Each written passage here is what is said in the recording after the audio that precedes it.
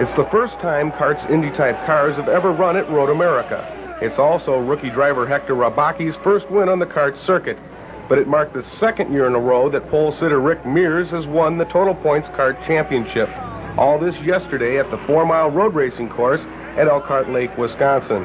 Rabaki from Mexico City led only the final lap as he passed second-place finisher Al Unser, who had run out of gas. But for Rabaki, the victory was still sweet. I'm very happy to do it. I think I'm happy for me, for the team. It was a big effort, and we've been looking for it since the beginning of the season. The difference between this and racing the ovals?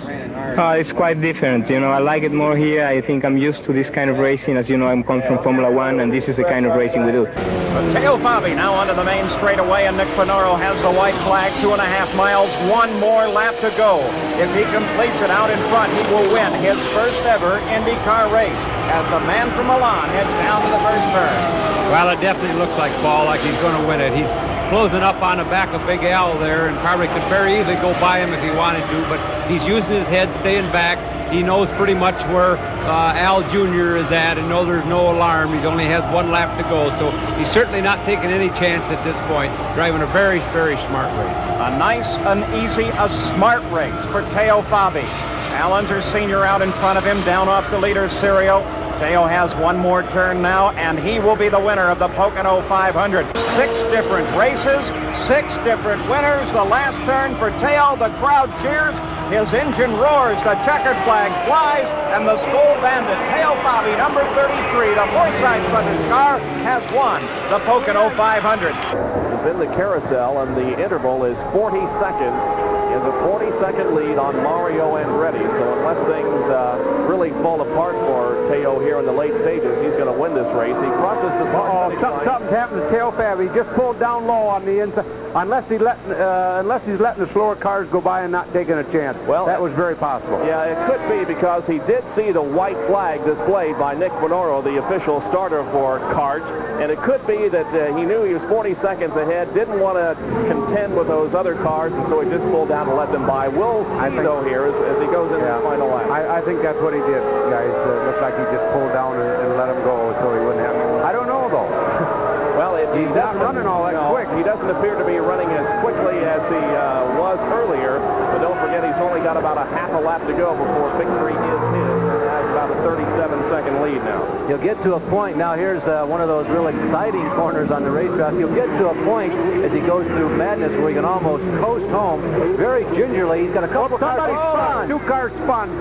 He missed them all right. Well, maybe Rick Mears and Roger Mears both evidently got together here. Maybe he sensed something, and that's the reason he slowed down to stay behind those 2 cars, because had he been up to speed and closer to those guys, he may have T-boned both of them. Shades of A.J. Foyt winning the 1967 Indianapolis 500 when he said, I came around turn number 4 and something just told me to slow down. Yep. So he has now moved through the chute and is headed for the carousel, and now just a few more yards really away from victory here at Mid-Ohio Sports Car Course. He is in the carousel. He's got it made now. He can coast to the finish. Out of it, out of turn number 15, onto the straightaway, and double checkered flags displayed for Teo Fabi from Milan, Italy, the winner of the Escort Radar Warning 200 from Mid-Ohio. Chris Neifel, we understand, is okay after having made contact with the barrier up there. He is okay, and Al Unser Sr. has been quoted as saying the car just broke as it came out of the hairpin.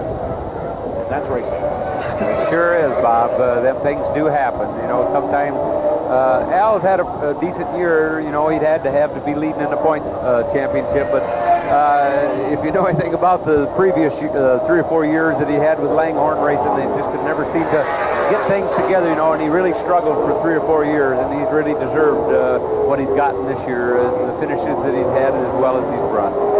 All right, we're on the final lap. Teo Fabi is approaching the corkscrew for the final time. Fabi in the corkscrew. That's turn number 6.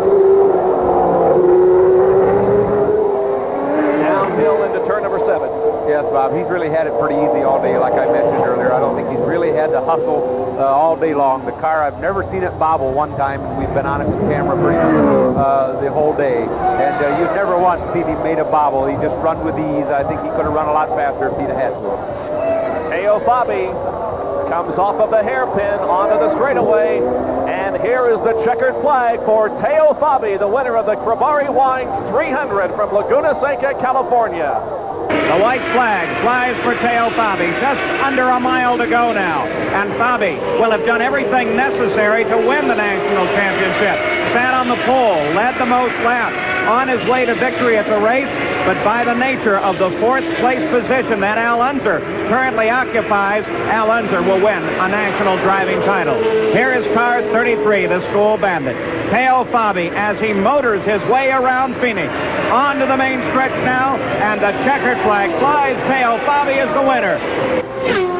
Meanwhile, Moore, just 22 years old, looking for his first career win. Final lap, Moore leads Andretti. 2 corners remain for Michael to try to close up on Moore. Only 22 starts in Moore's resume. Could this be the day for Greg Moore and the Players team from Canada? I don't think Michael has enough time. Moore thinks he hasn't won, and with his fist in the air, he takes the checkered flag and resets the record as youngest winner of a PPG Kart World Series event. Here comes the white flag for the Pac West teammates, Gugelman and Blundell. Final lap of the Detroit Grand Prix. 2 miles to go. Do they have enough fuel?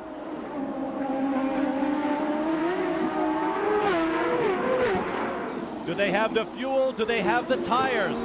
Do they have the stamina and the judgment?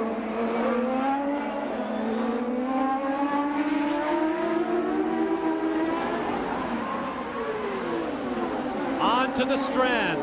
How much throttle can... And Gugelman slows. Blundell bursts into the lead as his teammate slows out of fuel. And now Greg Moore has a decision to make. I could have passed him for second. Can I pass him for my second consecutive lead? Bruce McCaw and the team looking on. It's all in the hands of Mark Blundell. He's only got 2 corners to go. Blundell in the middle of the racetrack. Defensive position. Michael Andretti doing the same in what is now 3rd place. And Blundell slows. Moore is in the lead. Blundell is out of fuel. And it has all come apart for the Pac West teammates. Victory. 2nd straight win for Greg Moore. Michael Andretti 2nd. Gilles de Ferran unofficially 3rd.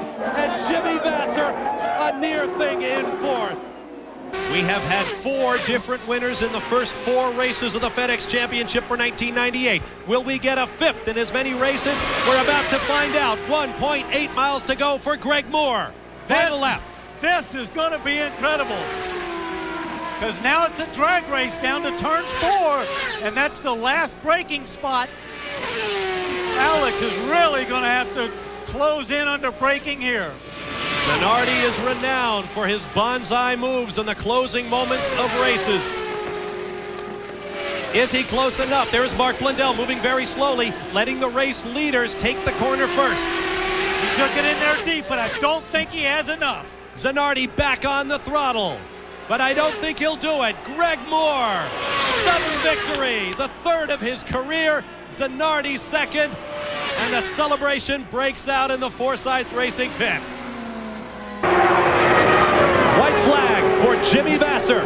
Zanardi attacking for 3rd. Make that 2nd. Oh, will they go 3 wide? No. Is this a ploy by Jimmy Vasser to back off a little bit, get Greg Moore's draft, and see if he can snooker him on the last lap? Look at Jimmy coming. Here comes Zanardi. Does he have the horsepower despite that smoke from the back of the car? Greg Moore draws to a couple of car lengths away, and he will win the US 500. And I believe Jimmy Vasser hung on for 2nd over his teammate as Alex Zanardi's engine coughs its last. Greg Moore now using every inch of this race course to keep speed and momentum up with 2 laps to go. He is the leader, followed by Michael Andretti, the winner of the past 2 races here at Homestead. And as he comes off the corner, Michael closes. Still, it's going to be a very dicey last lap. I don't think he can do it. 1.9 seconds was the interval across the line as the white flag comes out. There's Michael Andretti in pursuit now. But remember, if the engine would falter at this moment, things could change. Oh, what a great gamble they've taken. And it looks like, in fact, it may pay off. Greg Moore up off of turn 3, now off of 4. Looking at the checkered flag. The gamble pays off. Greg Moore takes his 5th career win. His 4th on an oval. Max Pappas is going to see an incredible sight next time around. The white flag will tell him just 2 miles, 1 lap to go. And if he can do it, he becomes the 6th driver to score his first career win in a 500-mile race at Michigan. Now 1 lap to go. Max Pappas is on the final lap for Bobby Rahal. Kanaan crossed the line 3 seconds behind him. Montoya 4 seconds back. Down the back straightaway. Will Max Pappas become the 3rd first-time winner this year? It sure looks that way. He runs out of fuel. He runs out of fuel. Kanaan screams past. Kanaan screams into the lead. Montoya's trying to chase him to the line. Oh, so very close. Montoya jumped low at the line. It looked for a moment there like Pappas was just slowing for the flag, and then he slowed further. And by 32 thousandths, Kanaan takes Montoya. Just remember, they're going to be able to draft past you, so let them have it. Where do you want to be, Paul? What's the answer to the biggest question of the 500-miler? I'm thinking right now I want to be in 2nd. Tagliani's going to figure into this finish as he runs up there with everybody else. Lap. Oh! They touched! Oh, that one was close. So Tagliani comes up there. Whoa. Man, Jardine almost slid up into Franchitti now. But it's the 2 teammates helping each other. And it may be Carpentier looking for his first ever win. Carpentier at the line. Patrick Carpentier takes his first victory. They just told Patrick Carpentier over the radio to stay behind Tony Kanaan for now. He said Michael is no closer, so there is no real pressure from Michael Andretti. White flag next time by. A moment ago, you heard Jerry Forsythe say, I've always been a Reynard man. I never meant to move to the Lola chassis. For those of you who don't follow Champ Car Racing, the 2 chassis manufacturers, Lola and Reynard, both from England. Reynard was placed in receivership this year. Everyone wondered what will happen to Reynard parts. Will the development stop? Will the chassis be a worthy opponent for the Lola? We're down to 4 Reynard chassis in the series as the white flag waves over Patrick Carpentier. 1 of them, make that 2 of them in the hands of Jerry Forsythe's team. And today, Patrick Carpentier will post a surprising win for the unloved Reynard, as Derek put it earlier in the program. The first victory since the Long Beach race when Michael Andretti won in a Reynard before switching to the Lola. And a surprising win only because it was an unloved car. Not a surprising win that its players are Forsythe or Patrick Carpentier or Ford Cosworth, because they have been absolutely on the ball all weekend long here. They have shown the speed. He did it in qualifying when it mattered. He put himself on the front row beside D'Amato. He put himself in a position to challenge. And now here comes the payoff. With great driving and great pit work and strategy, Patrick Carpentier swings onto the start-finish straightaway for the final time, and the checkered flags wave for his 2nd time in his career in his 97th career Kart FedEx Championship Series race. He has had a very good car all day long, and that physically makes it much easier on the driver. Mind you, Tony Kanaan didn't look too bad, did he? No, but Max Pappas, I thought, did. I'm not sure he didn't have a cold coming in. He sounded hoarse, but he also looked fairly whipped when he got out of the car, and he is very fit. Yeah, Max was pretty rough earlier. White flag waves, 1 lap to go around this 2.25-mile 13-turn road course that has definitely taken its toll today, but not on this man. It would appear as Patrick Carpentier has dominated this race from pole position. Call it the best race of his career thus far. And this is domination. I mean, right from the first practice session on Friday, he has been on top of the charts here. Christian Fittipaldi, you see him top of the screen there. Here's the brake zone where D'Amato went off earlier on, but he has had the measure of sheer speed on the whole field all day long. Once more through the S's, and the crowd beginning to come to its feet and applaud him as he does so. Up through turn 8 and 9. Oh, when we go to Montreal in a couple of weeks' time, what a backdrop this is. 2 race wins by the Canadian team, both by this man, Patrick Carpentier. And he is from Quebec in Canada, so you can imagine what it's going to be like when a French-Canadian comes home to Montreal to race the champ cars. He's in his contract year. He could not have given more convincing proof that he is one of the heavy hitters in kart. Victory for Patrick Carpentier, his 3rd in his career.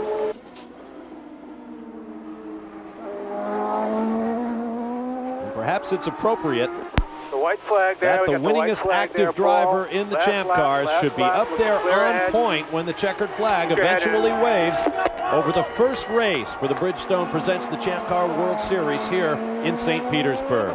Mother Vivian.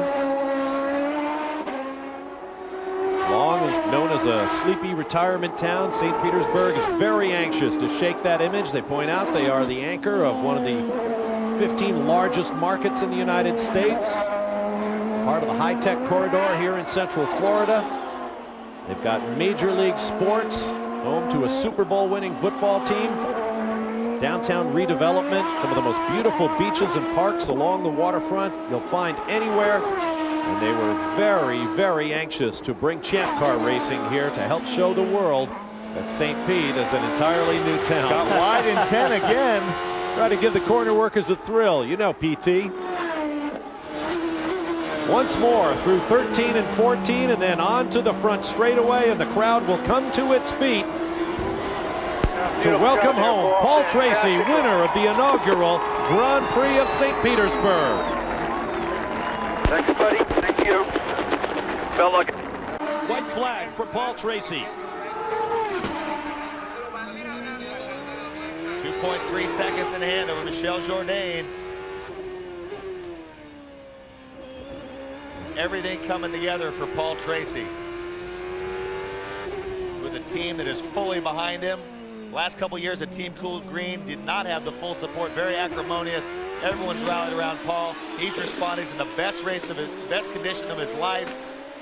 On his bike a lot over the winter. Called me once and says, I've been on my bike so much I've got a hole worn in my backside. Sunday he's going for 70-mile rides. And he said he wondered why he was doing it sometimes when he knew his competitors might be over at the dance club. But it may be paying off now. This is the battle between Fernandez and Junqueira. PT up there, Tagliani. These guys are having, Johnson Controls, they're having a great run as a new team. That they are, but right now there are flash bulbs popping in the grandstand as Paul Tracy makes his way around a high-speed victory lap. For the first time in 21 years, one driver will win both of the opening races of the season. Brilliant. Paul Tracy wins. Super sick. Excellent job. White flag. And now it's about this man, Paul Tracy, who came to these streets of Long Beach, California in 1991 as a rookie. In 93, he picked up his first victory. In 94, he sat on pole but did not win. He did win from 17th place on the starting grid in the year 2000, and now he looks to become the first man to win 3 consecutive races to open the season in 3 consecutive different locations in champ car history. And I said earlier, there's going to be a good test of Paul Tracy's maturity. That one lap on the first stop that they couldn't go as far as Jourdain sealed their fate relative to him. But he took what the race would give him. It was second place until Jourdain had his troubles. Ran as hard as he could, was able to overcome that deficit relative to Fernandez. And this is a really smart victory with a little bit of luck for Paul Tracy.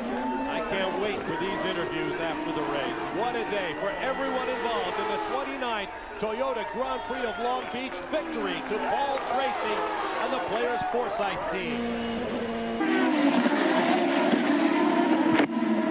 We are going to have a great summer of racing here on the Champ Car Series. Patrick's wife, Last lap, Pat. That's fun. Nice and smooth. One lap to go. An enormous contingent of Canadian journalists follow every round of the championship. Follow the exploits of this man, Alex Tagliani, Paul Tracy. All Canadian drivers, sponsored by Players, a tobacco brand in Canada. Down to 0.77 seconds. There's the dirt. There's one more time for Carpentier, and that just shows you when a guy's in a zone like this is a car 750 horsepower. The tires are changing a little bit, the track changes a little bit, drifts it to within literally an inch of the same spot every single lap. I mentioned Players because they've done a great deal to support young Canadian racing drivers. In the 4 decades or so, they've been sponsoring professional motorsports. With the evolution of tobacco sponsorship here in America and abroad, they may not be around for a long time in the future. The farewell tour for Players. Basically. And if this man, Patrick Carpentier, can hold on, it'll be the 4th win for Players in 03. 3 of them from Paul Tracy, and now 1 from Patrick Carpentier, the 4th different winner in 7 rounds in the Champ Car Series this year. And there are hugs all around in the Forsythe crew pits. Hey, Paul, this is the white flag. White flag. We are plus 6.9 seconds, so be really smart here. Last lap, bring it home nice and smooth. And I'm sure that's what the team is thinking when they say that to him. Be smart here. You got 6.9 seconds. Fernandez is going along at a reasonable clip. You don't have to get him. And what a difference in a couple of words. It shows the maturity and the calming influence of Tony Sicali. He says, nice and easy, rather than don't do something stupid. Should he hold on for the remainder of this lap, Paul Tracy will become the 5th different winner in the last 5 Champ Car races. At Milwaukee, Michel Jourdain. Laguna Seca, Patrick Carpentier. At Portland, Adrian Fernandez. At Cleveland, Sebastian Bourdais. And here in Toronto, it appears it will be Paul Tracy. And a crowd of some 73,000 people, predominantly pro-Canadian, will come to their feet to welcome home native son Paul Tracy from Toronto, who will win. You are the king of Toronto, man. Great job. Yeah, that a boy. Good. Thanks, Paul. Great job. 3 guys, fantastic job. Way to go. 4 times this race has been won from pole by Michael Andretti twice, Dario Franchitti once, and Juan Pablo Montoya once. And the white flag there is a special one this weekend. It is a City of Vancouver Olympic bid flag. About 3 weeks ago, they were successful in that bid, and the 2010 Olympic Winter Games will be coming to Vancouver. And if you've never been to this great city, put it on your schedule. An absolutely fabulous place to visit, with the soaring coastal range across the harbor, the cruise ships and float planes flying in and out, fabulous restaurants, a very cool place to visit. There is Vivian, Paul Tracy's mom, who promised he would win this race just as she did 2 weeks ago. She wrote the check and her son cashed it on both occasions. This will be the 2nd win for Players Forsythe Racing on Canadian soil. 19th career win for the team. Number 24 in Paul Tracy's glittering career. And that long elusive first championship cannot be far away. Your mom says don't screw up the donuts. Don't screw up the donuts. LC off for the donuts. Victory for Paul Tracy.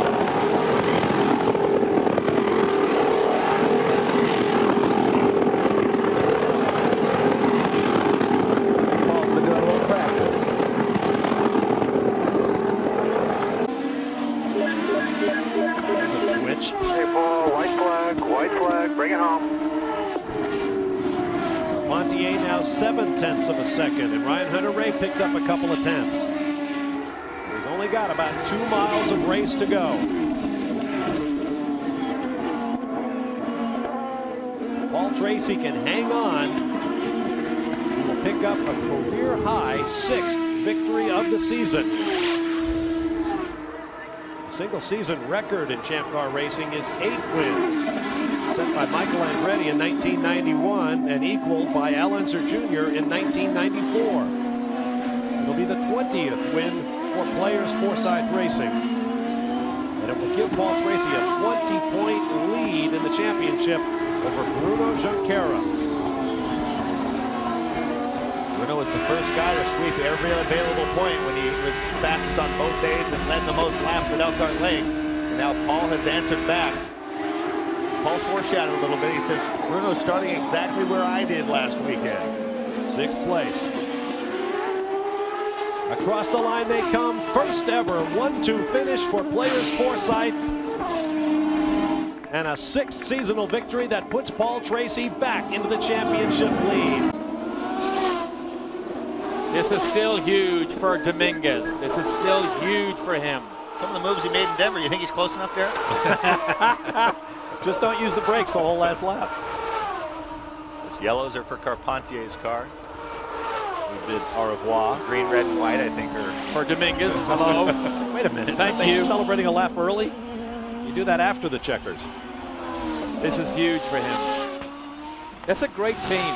We said it many times. They're the most improved team this season. Keith Wiggins has come here with an enormous amount of experience, including Formula One, including winning the Formula 3000 championship. There's the lady. There's the fat lady on the left side.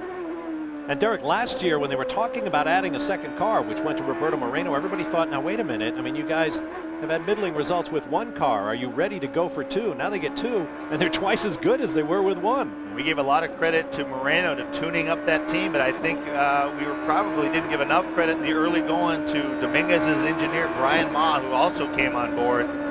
Those two have formed a very tight bond friendship, much like the one between Paul Tracy and Tony Sekeli. In this case, though, they're very much equals. They trained together and have really brought Dominguez into a whole nother realm. If he holds on for this victory, his 7th of the year, Paul Tracy will match the championship winning totals of Cristiano D'Amata in 2002, Juan Pablo Montoya in 1999, and Alex Zanardi in 1998. The title is not yet clinched for Paul Tracy, but he does get the victory here in Mexico City. I'm not sure I'd stand out near there with Paul Tracy coming down. And there's the white flag, 1 lap to go. He comes down to complete the next to last lap, and the interval is 5.1 seconds.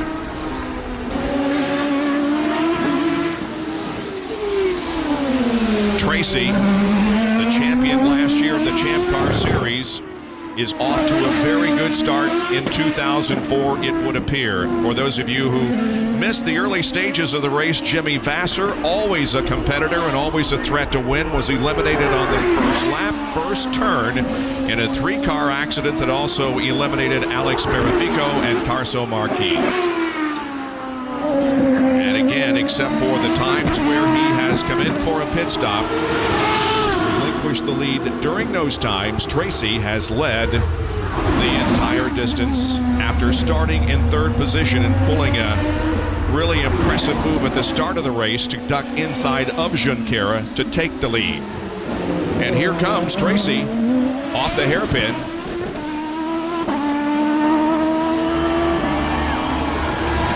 And Paul Tracy wins the 30th anniversary Toyota Grand Prix of Long Beach. Junqueira 2nd, and Sebastian Bourdais finishes in 3rd spot. Tracy heading to the white flag. 1 to go at Vancouver. Let's listen in as Tracy brings that car home. Watching the battle for 2nd, here's Jourdain. Running in 2nd spot. A.J. Allmendinger, 2nd further back in the 10 car. Oh, and Jourdain overcooks it.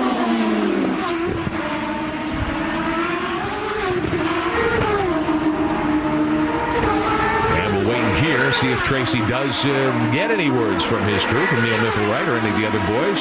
Both Jourdain and Allmendinger are on their push to pass right now. They've burned it up, in fact, but you do get that final burst, maybe a little overtime. You can hear the of fans applauding Tracy as he goes by each grandstand here. He has dominated in car number 1 today. Believe it or not, he probably can hear that in the car. Last couple of corners ahead for Tracy, bidding for his 3rd Vancouver victory. And back-to-back wins from the pole. Checker flag, Paul. You are the winner. And here he comes with the strike with Paul Tracy. Hand in the air, collects the victory. His 2nd of the season in the Champ Car World Series. Fans on their feet, applauding their native song. White flag in the air. J.D. Wilbur showing the field 1 to go. And Carpentier will listen and see. Got a huge lead, okay? Nice and conservative. Is that the last lap? We still got 2. Last lap. The reason he's asking is Pat knows this is supposed to be an 80-lap race. He's wondering why they gave him the white flag on lap 78. I'm wondering the same thing myself. Oh, never out of time. Out of time. Silly me. As Carpentier makes it up the hill, headed toward the corkscrew one final time here today at Mazda Raceway, Laguna Seca. And he has backed down a 1:14.5 last time around. So it'll be the 3rd win of the season for the Index Forsythe Racing squad. Somebody put a tire off Mazzacani, big off through the dirt. Nearly caught the leader. What a way to have your day end on the final trip around with a huge lead. Just avoids Mazzacani. Carpentier off turn 11. Headed toward the checkered flag. Checkered flag, baby. Way to do it. Carpentier wins the Champ Car World Series event for the 5th consecutive season, 2nd straight year at Mazda Raceway, Laguna Seca. 2.3 seconds behind leader Paul Tracy now, with 5 to go this time by. White flag being shown because of the time issue.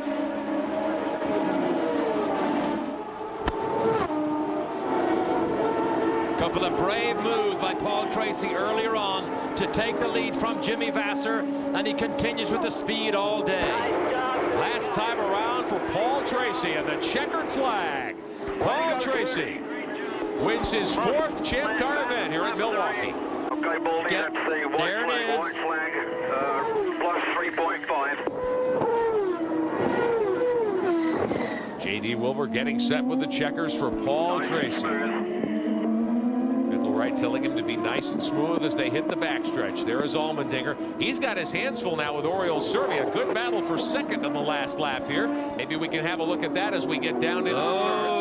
Oh, boys, look at this. Servia. Servia has come on so well. He seldom makes mistakes. We saw him off the road a little bit in practice yesterday. Did a loop. In fact, went off the road this morning in warm-up also. Can he catch AJ? Allmendinger trying to run 2nd here. Hasn't yet been to victory lane. Allmendinger has finished 8th, 10th, 2nd at Milwaukee to Tracy, 5th at Portland. So this would be his 2nd runner-up finish of the season. Last time around, that's the entrance to pit road. Tracy in command. Heading for the checkers in Cleveland.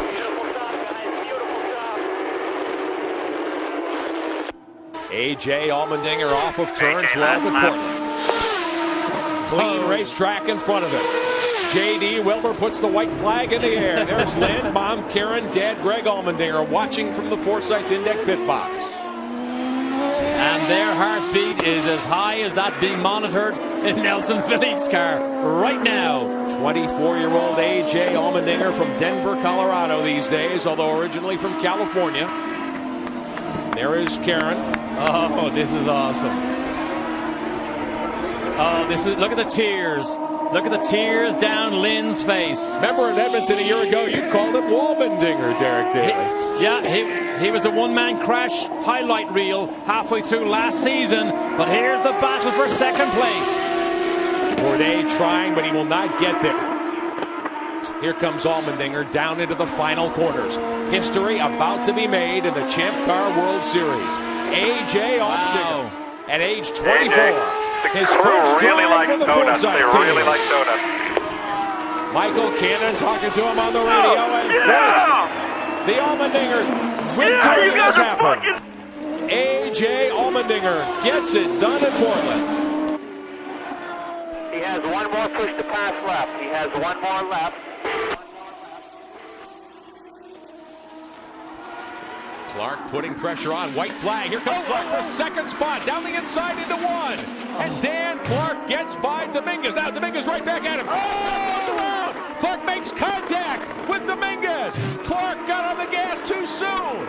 He's still on us. He's got a broken nose. The wing is gone from the front of the 14 car. He can't even get it pointed in the right direction. Look at Dale Coyne's expression. Why did he drill my guy? Dan Clark used so much horsepower, he'll be dizzy. He must have spun 7 times. He made the banzai move down the inside and didn't manage to pull it off. A.J. Allmendinger, Dan Clark stalled the car after the contact. Look at that visor up, done for the day, pounding the wheel in frustration. But A.J. Allmendinger is going to win 2 straight. And Bridgestone presents the Champ Car World Series powered by Ford.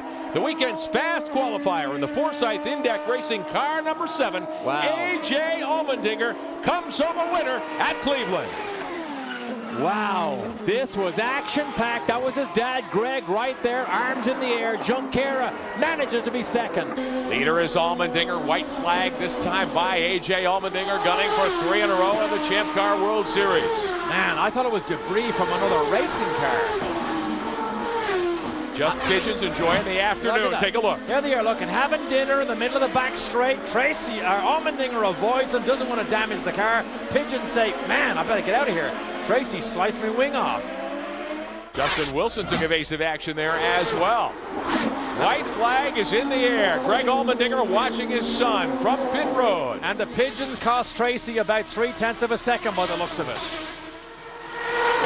Oh, what a day. 3 wins in a row for this little fireball, A.J. Allmendinger. Last time Forsythe Championship Racing had a 1-2 finish, Derek, 3 seasons ago in Mid-Ohio Sports Car Course. Bourdais. Second spot in play. Bourdais trying to put some heat on Tracy in the last couple of corners. D'Amata is not a factor. He has dropped back now from Wilson. Tag is still 6th.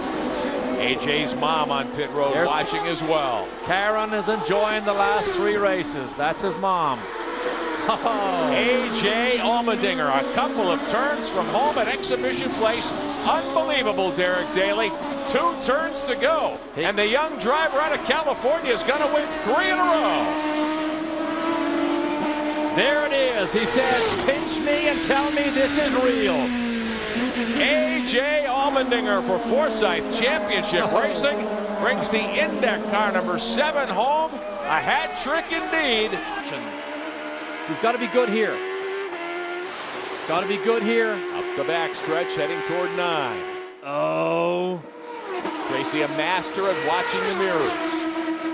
Oh. Keeping the door closed, and of course he and Bourdais, there's no love lost between these two. Bourdais goes wider. He's going to try and... No, he's not close enough. White not flag, close enough. 1 to go. Oh, this is good stuff. Can he hang on? He sees him. Tracy about 1.5 miles from second here. Oh. Bourdais looks to the outside. Oh, he's going down. Tracy having a problem. No. Bourdais tried to stick his nose down the inside. He's lucky he didn't get it chopped off. That was a move that was so unconventional. Now Bourdais got 4 seconds of Cosworth power to pass. Set him up for the main straight. You got your push to pass. Oh, there's the ace in his hand. And remember, that's actually worth 10 seconds. When you hit the button, you get a full 10. And Tracy's dead. He's already used all of his. Okay, watch the drag race. Here comes Allmendinger. He's going to come to the checkers. A.J. Allmendinger will win his 4th race of 2006. Allmendinger is your winner. Okay. Now the battle's for second. What about Tracy? Tracy and Bourdais contesting second on the backside, and Bourdais gets by. Here's Tracy. No. Tracy to the inside. Oh, he hit him. Contact. Tracy knocks the front end off the 3 car. He's broken. He gets back on the gas. Bourdais spins the 1. He stalled it. Can Tracy creep home? Or is he dead in the water? Bourdais dead in the water. Neither of them may make it. Tracy's done. Look at him pound the steering wheel. Unbelievable. Who's going to get second? It could be Bruno Junqueira. Tracy's done. Wow. Bourdais trying to burn out, Derek. He can't get the car to move. That's Tracy climbing out. Bourdais smoking the tires over there. Let's see if we can see Bourdais. Where's Bourdais? He's out of the car and he's done. He wants Tracy. Oh boy, here we go again. He wants Tracy. He wants him. Is this a replay of San Jose? He wants him. Don't touch him. Oh! Now that's not something you normally see. Hey, Allmendinger, after the final round of pit stops, got the lead. See how wide they go off the corner, off the curb, into the little hole by the grass. White flag. AJ, 1 lap to go. A.J. Allmendinger, who made his NASCAR debut a week ago in New Hampshire in a Craftsman truck, hoping for his 5th win of the Champ Car World Series season and a chance to draw closer to Bourdais in the championship hunt. No change among the top 3. 4th is Serbia. So far, the championship is open. It is not clinched by Sebastian Bourdais. Juncker is on the button again, on the juice. He can't have much left. This is his last shot. Clock ticking down. If he doesn't get him here, he's out of power to pass. Gonna try it on the inside, downhill. No, didn't do it. Allmendinger closes the door. Okay, there's one last shot. Down to Canada Corner is the fastest straight on this racetrack. Does he have any more? Nope, Any he's done. more juice? Bourdais has one more shot, as does Serbia, as they come off the final turn if they want to use it. Allmendinger is your leader. Fiance, bottom left of the screen. No, he doesn't have it. He doesn't have it.